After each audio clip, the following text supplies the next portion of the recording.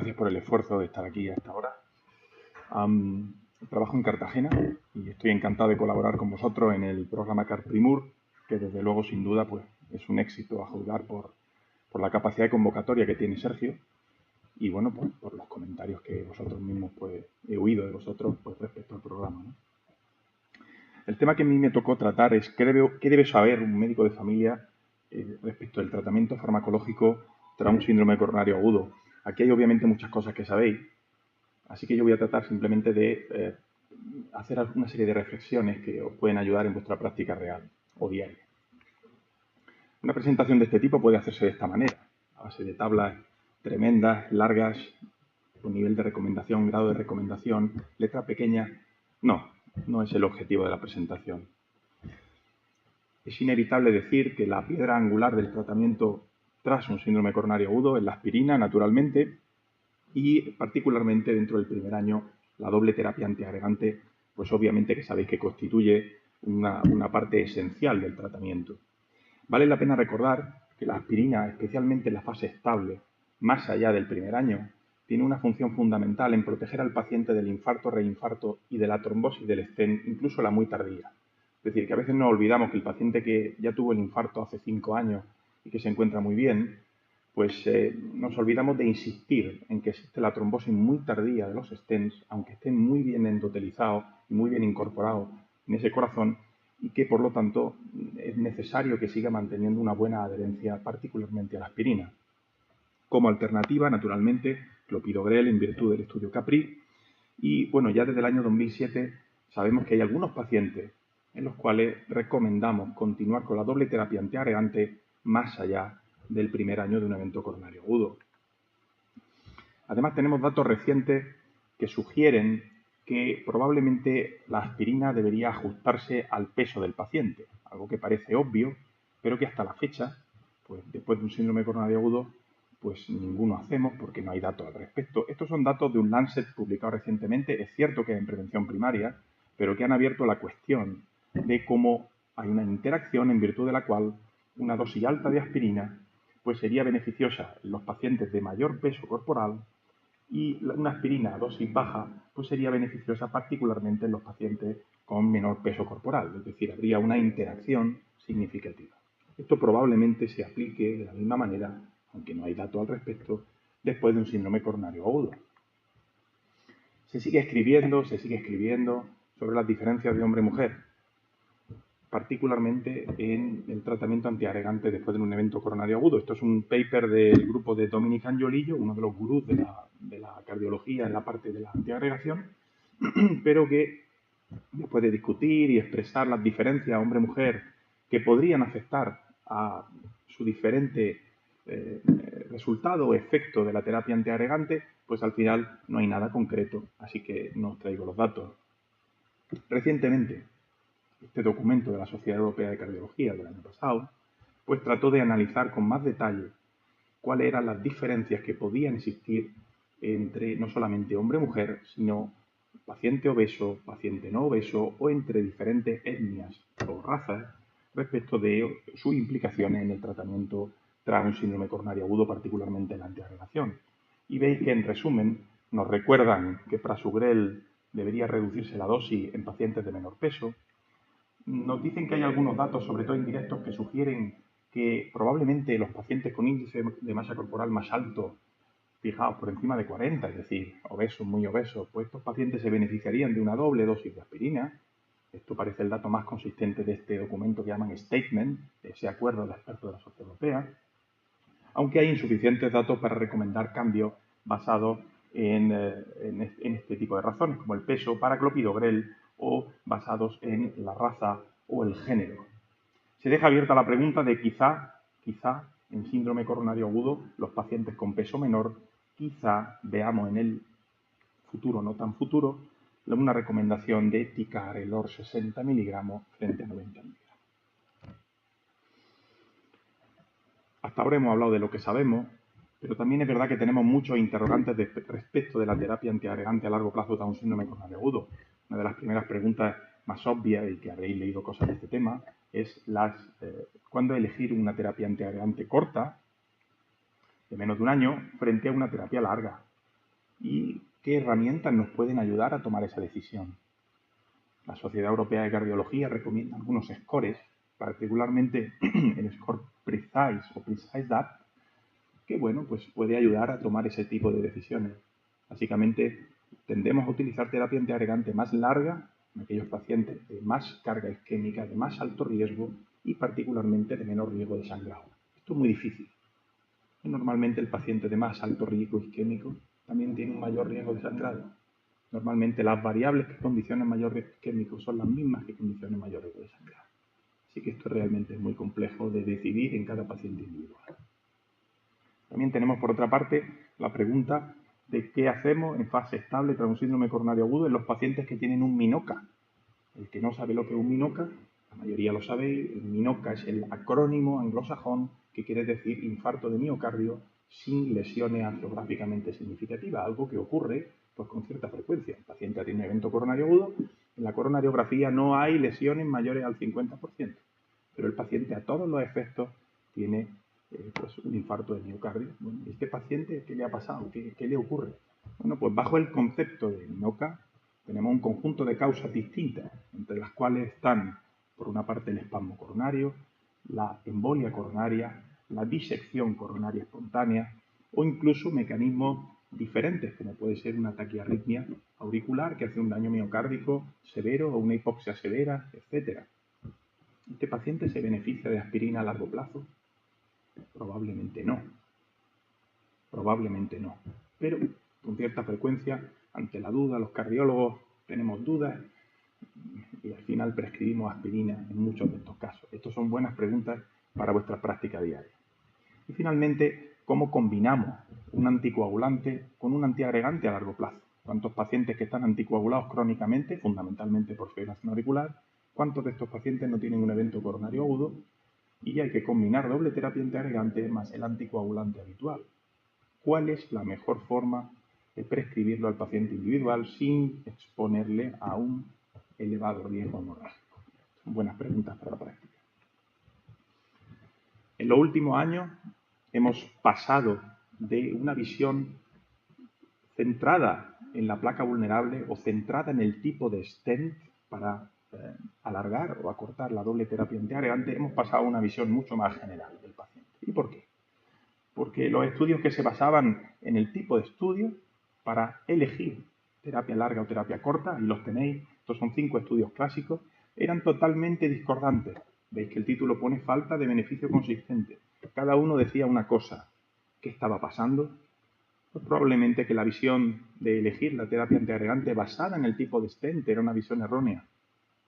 Al final hay que elegir la duración de la doble terapia en función de la carga de ateroma, en función del número de territorios vasculares afectos, en función de la carga isquémica, no tanto del tipo de dispositivo.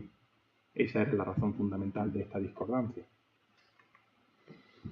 Tenemos datos también recientes, como los datos del estudio o del ensayo clínico Pegasus, en el cual sabéis que se evaluó la hipótesis de si prolongar la doble terapia antiagregante, particularmente con aspirina y ticagrelor 60 miligramos más allá del primer año, podía ser útil para pacientes después de un evento coronario, particularmente después de un infarto de miocardio, lo tenéis aquí arriba, que tuvieran algunos de los factores de riesgo, uno o más de estos que constan aquí. Es decir, que tuviera una edad mayor de 65 años, que fuera un paciente diabético, que tuviera una enfermedad multivaso o un aclaramiento de creatinina reducida, es decir, pacientes de especial riesgo. Quiero que veáis en el Kaplan-Meier, y lo habréis visto seguramente en otras publicaciones o en otras presentaciones, como en línea azul los pacientes que fueron tratados con aspirina y ticagrelor 60 miligramos en el seguimiento iban mejor que aquellos en línea verde que eran tratados solamente con aspirina. Y esa añadidura de ticagrelor 60 pues, supuso un cierto riesgo hemorrágico, como no podía ser de otra manera, y por supuesto se aumentó el sangrado mayor, pero lo más importante, no aumentaron los sangrados graves. Los sangrados graves son los sangrados fundamentalmente intracraneales o los sangrados fatales que amenazan la vida del paciente. Y por eso fue un estudio que ha tenido y tiene implicaciones en la práctica. Las guías de práctica clínica, sin embargo, son cautas y dicen, cuidado, tú puedes proponer al paciente prolongar la doble terapia antiagregante Si lo propones, tienes varias opciones. Tienes clopidogrel, puedes hacerlo con ticagrelor, 60 miligramos, pero cuidado, indicación 2B. Valora cuidadosamente el riesgo de tu paciente. Valóralo. Tiene un precio. Esa protección adicional tiene un precio. Pasando a la cuestión de cómo combinar antiagregación y anticoagulación tras un síndrome coronario agudo, pues las guías de práctica clínica hacen una serie de recomendaciones bastante generales diciendo pues, que la triple terapia clásica pues una triple terapia que es peligrosa. Por lo tanto, prescríbala el mínimo tiempo necesario, algo bastante obvio. Proteja del sangrado gastrointestinal a su paciente utilizando inhibidores de bomba de protones. Y, si es posible, utilice un anticoagulante directo junto con el antiagregante o los antiagregantes como estrategia para reducir el riesgo de sangrado en su paciente. Como norma general, los cardiólogos recomendamos, si tenemos que utilizar triple terapia, aspirina, clopidogrel de elección y un anticoagulante, recomendamos máximo un mes. Esa es la norma general. Si el paciente tiene un elevado riesgo trombótico y queremos apostar mucho por proteger del riesgo isquémico del paciente a costa de exponerle algo más a riesgo de sangrado, podemos prolongar la triple terapia hasta un máximo de 6 meses. Si, por el contrario, nos sentimos muy incómodos con esa actitud y queremos proteger al paciente como sea, tenemos alternativas. ¿Qué alternativas son? Muy resumido. Una, estrategia tipo BOEST.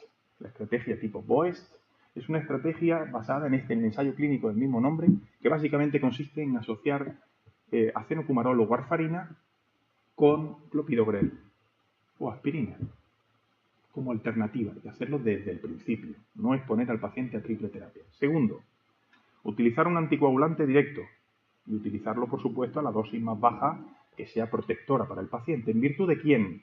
Pues fundamentalmente en virtud del estudio ensayo clínico Augustus, publicado recientemente. También existe la posibilidad basado en Pioneer, de utilizar un anticoagulante directo, pero a la dosis más baja.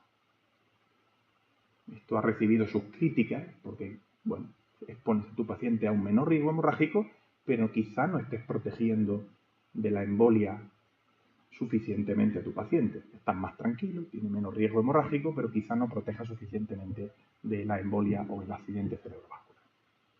Y finalmente, las guías de práctica clínica reconocen a dabigatran 150 2 veces al día, basada en el estudio Redual PCI, como una buena alternativa combinada con un antiagregante para evitar la triple terapia.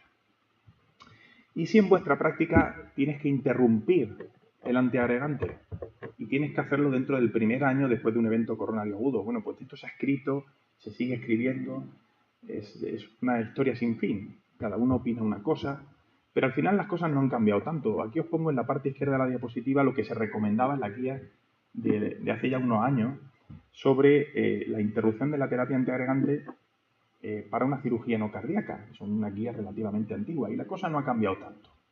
Y os puede servir como si guardáis esta imagen en la memoria. Básicamente hay que intentar no interrumpir la doble terapia antiagregante antes de los 6 meses. Esa sería la idea. A partir de los 6 meses puede estar algo más tranquilo. Claro, luego hay que individualizar, pero la norma general sería 6 meses. Y desde luego nunca antes del mes. Clase 3 en rojo, nunca interrumpir la doble terapia antiagregante. Y entre medias, entre 1 y 6 meses podemos distinguir. El paciente ha tenido un síndrome coronario agudo, que es la situación que nos ocupa hoy. Mal asunto interrumpir antes de los 6 meses. Mal asunto. Si desde luego es un enfermo estable, es una angioplastia programada, menor riesgo de problemas interrumpiendo precozmente entre el mes y los 6 meses la doble terapia antiagregante. En cualquier caso, quiero remitiros, si no la conocíais, os la presento. La parte derecha de la diapositiva pone una dirección de una aplicación que el grupo de trombosis de la Sociedad Española de Cardiología, en el cual participo, pues ha propuesto una aplicación que se puede descargar en el móvil y que es francamente útil para ayudarte a decidir cuándo interrumpir la antiagregación de tu paciente e incluso la anticoagulación. Y esta aplicación ha sido coordinada con múltiples sociedades científicas y la verdad que es útil. Es una primera versión, es mejorable, por supuesto tiene pegas, pero es útil. ¿Qué nos dicen las guías y qué nos dicen las recomendaciones sobre inhibidores de bomba de protones en un paciente tratado después de un síndrome coronario agudo? Bueno, pues lo que nos dicen es que están recomendados particularmente en los pacientes de alto riesgo de sangrado. ¿Quiénes son estos? Bueno, pues aquellos que les tratamos con triple terapia, o bien que se tratan concomitantemente con antiinflamatorios esteroideo o no esteroideo, aquellos que tienen más de 65 años, dispepsia, reflujo, Helicobacter pylori o alcoholismo. Esto contrasta un poquitín, estas guías son las guías de STEMI, de infarto con elevación del ST, y las guías de no elevación del ST. Contrasta un poquito con las guías actualizadas de diciembre del año 2017 sobre tratamiento antiagregante que veis como indican que está recomendado para todos los pacientes la protección gástrica. En esto pues parece que somos bastante laxos, al menos los cardiólogos. Y un comentario acerca de el tipo de inhibidor de bomba de protones. Sabéis que tuvo una controversia importante, potente, hace 7 u 8 años, y al final nos quedamos todos con la idea de que la interacción de omeprazol con clopidogrel era farmacológicamente posible, pero clínicamente irrelevante. Correcto. Todavía no ha desaparecido una mención en las guías de práctica clínica a esa potencial interacción. Insisto, en la guía de 2016 de diciembre de antiagregación, todavía se dice que pantoprazol y rabeprazol podrían ser preferentes por una menor interacción potencial respecto a omeprazol con los antiagregantes después de un evento coronario agudo, a pesar de que, como digo, insisto, no hay muchos datos al respecto. Respecto de los betabloqueantes, os recuerdo simplemente que son fármacos, ya sabéis que nos encantan los betabloqueantes a los cardiólogos, y son fármacos 100% recomendados para aquellos que tienen fracción de eyección reducida al ventrículo izquierdo, y lo recomendamos independientemente de la CEBI a todos los pacientes después de un infarto con elevación del ST, y por supuesto son primera línea en los pacientes con angina estable. Quiero además recordar en la parte de abajo de la diapositiva, ha salido en los medios de comunicación, que nos estamos replanteando los cardiólogos si en síndrome coronario agudo con fracción de eyección normal, si realmente los betabloqueantes son tan beneficiosos como pensamos o no. Es decir, este paradigma, este axioma de la cardiología, de que el betabloqueante es excelente después de un infarto y que hay que hacerlo siempre, que hay que ponerlo, hay que utilizarlo siempre, hay que prescribirlo siempre. Bueno, pues con fracción de eyección preservada, pues a lo mejor las cosas no están tan claras. Así que el estudio REBOOT que lidera Borja Ibáñez, Valentín Fuster, lo habéis visto en los medios de comunicación, tratará de contestar a esta pregunta. Respecto de los YECA, recordaros, lo sabéis por favor, lo sabéis la mayoría, que se utilizan preferentemente en pacientes con fracción de eyección reducida o insuficiencia cardíaca, o bien aquellos que no teniendo esta condición son hipertensos o diabéticos, también en los pacientes con infarto anterior si es con elevación del ST, y también se puede prescribir independientemente de las condiciones anteriores en aquellos con ST elevado, en todos los casos con indicación clase 2A. Una mención acerca de la equivalencia entre YECAS y ARA2.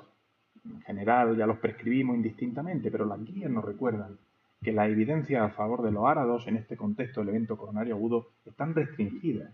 Estudios de equivalencia como el estudio Valiant, estudio hecho con valsartán, ya de hace un tiempo.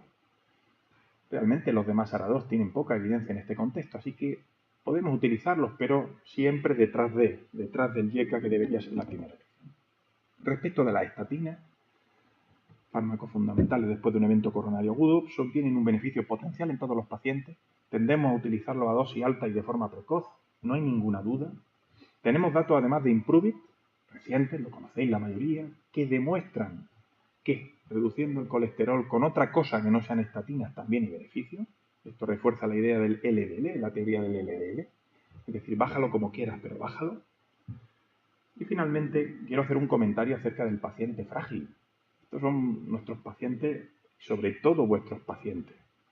Las guías dicen que puedes utilizar estatinas de menor potencia y quizá debería ser más cuidadoso a la hora de titular la dosis de la estatina. Claro, también hacen mención a la diferencia o al matiz de edad cronológica y edad biológica. Anciano depende de qué anciano. Si un anciano que sale a correr todos los días prácticamente a trotar y tiene un estado fisiológico y funcional excelente, pues quizá en ese deberías tratarlo como si tuviera 20 años menos y ser agresivo con el tratamiento con estatinas. Las estatinas, además, bueno, sabéis que las estatinas de alta potencia, nuestra preferencia siempre es atorvastatina 40 o 80 o rosuvastatina 20-40. Vale la pena recordar, y esto lo estáis viendo en práctica, que hay cierta variabilidad en el efecto de la estatina en los pacientes.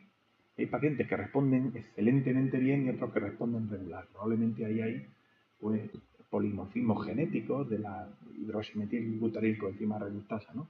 Así que vale la pena utilizar estatinas de alta potencia. Seguimos pensando hasta la fecha de que reducir el colesterol tanto como sea posible es una buena idea después de un evento coronario agudo. Y os pongo aquí lo de to do and not to do, porque fijaos que la línea dice, aunque su paciente sea frágil o anciano, trátelo como si fuera joven. No, depende de qué anciano. Sí, luego en el texto, cuando uno lee las guías de prevención cardiovascular, aquí abajo, en el recuadro rojo, pues dice, bueno, quizá puede hacerlo con un poco de cuidado, titule con cuidado y no pasa nada si no es una estatina de súper alta potencia. Aquí sí estamos de acuerdo. Esto lo sabe, básicamente. Pero a mí me ha hecho recordar que no hace falta determinar GOT y GPT cada vez que le modifique la dosis de la estatina al paciente. Que teóricamente con determinar solamente GPT, esto es lo que dice nuestra guía, debería ser suficiente para monitorizar daño hepático después de una modificación o una introducción de una estatina. Esto es lo que dice la guía. Recuerdo que hasta 3 por 3 veces límite superior de GPT debería ser aceptable y a partir de ahí deberíamos plantearnos reducir la dosis o cambiar la estatina o retirarla. En cuanto a la CK, la creatina quinasa, está recomendado su determinación al inicio del tratamiento y no está recomendado luego en el seguimiento de forma rutinaria. Yo esto no me acordaba, así que a mí me parece que puede ser interesante verlo y solamente se retira cuando hay síntomas o elevación más de por 10 el límite superior recomendado. Esto lo voy a pasar por cuestiones de tiempo. No hay duda, los PCSK9 están aquí para quedarse y para algunos pacientes pueden ser especialmente útiles el estudio Odyssey con alirocumab, pues pacientes post-síndrome coronario agudo, más de 18.000 pacientes, todos tratados con estatinas de alta potencia que no conseguían objetivos y seguidos durante 4 años, mostró beneficio en cambiar la evolución de la enfermedad. Los enfermos iban mejor cuando reducía su colesterol de forma muy significativa con este grupo de fármacos. Los antagonistas mineralcorticoides, particularmente eplerenona, están especialmente indicados en aquellos pacientes que, ya tratados con YECA y beta bloqueantes, presentan insuficiencia cardíaca o fracción de eyección reducida, presentan diabetes, por supuesto, en virtud del estudio EFESUS, que es el estudio clave que permitió esta recomendación. Han aparecido algunos otros estudios más recientes, pero que no vienen a añadir demasiado, particularmente en aquellos pacientes que no tienen insuficiencia cardíaca. Es decir, está claro, estos fármacos quieren extender su indicación. Bueno, son estudios pequeñitos, con variables intermedias, de menor valor, pero que ahí están. Y por supuesto, esto lo sabe todo el mundo, que la creatinina no sea mayor a 2,5 o el potasio mayor a 5. Mayor a 5. No se puede hablar hoy día de síndrome coronario agudo y de enfermedad cardiovascular sin citar el manejo de la diabetes. Este es el algoritmo de la ADA-EASD, donde se nos recuerda que aquel paciente que tiene enfermedad cardiovascular de primera elección es metformina, ninguna duda, pero una vez que no se consiguen objetivos con metformina, hay que irse a la parte izquierda de este algoritmo, para mí un poquito lleno de cosas de la ADA-EASD, pero así es como es, está cortado directamente, en el cual se recomiendan específicamente GLP-1, liraglutide, semaglutide e ISGLT2, fundamentalmente empaglifosina, canaglifosina, dapaglifosina. Este es el algoritmo que si alguno leéis atención primaria va a aparecer en las próximas semanas y bueno, que alguien a través de un buen contacto pues me la ha pasado. Así que el algoritmo vuestro de Senfic de manejo de antidiabéticos. Y en la parte de arriba de la diapositiva podéis ver, como no hay duda, paciente en prevención secundaria cardiovascular o albuminuria mayor a 30 miligramos, ese paciente debería, después de metformina y de recomendaciones de estilo de vida, debería ser tratado con ISGLT2 o GLP. No quiero acabar la presentación sin decir que, muy bien, tenemos muchos instrumentos, tenemos fármacos, cada vez tratamos mejor los pacientes, pero sigue existiendo el concepto de riesgo residual. Los pacientes siguen teniendo problemas. Es evidente. El paciente que ya tiene un evento coronario sigue viniendo al hospital. a pesar de que lo hagamos todo bien. Ese riesgo residual está muy estudiado en diferentes artículos. Es una tabla reciente de Jack, en el cual se sabe que aproximadamente un 7 un 8% de los pacientes, después de un evento coronario, 7-8% de los pacientes desarrollan eventos cardíacos mayores adversos en el seguimiento anuales. Esa es la tasa anual, 6, 7, 8%. Quizás sea incluso más. El concepto de riesgo residual hace referencia, quizá, a que hay cosas que no conocemos, sin duda, factores poco conocidos que influyen en la aparición y en el desarrollo de la enfermedad cardiovascular. Quizá hacen referencia a que no estamos tratando suficientemente bien los lípidos, la coagulación o la agregación. Quizá deberíamos tener un tratamiento o prescribir un tratamiento más intensivo, y también hacen referencia a que no tenemos demasiados instrumentos que frenen o que reduzcan la inflamación. Una de las cuestiones fundamentales cuando hablamos de riesgo residual es la adherencia. No hay peor tratamiento que el que no se toma. Así que una de las componentes fundamentales del riesgo residual es que el paciente no cumple el tratamiento médico. Esto es un problema multifactorial. Seguro que de esto, como muy bueno médico de familia, me han dado 25 charlas, así que yo no voy a decir nada, pero el problema es gordo. Entre el 50 y el 60% de los pacientes a los 2 años se estima, en este contexto del síndrome coronario agudo, que no toman bien la medicación, que tienen problemas graves de adherencia.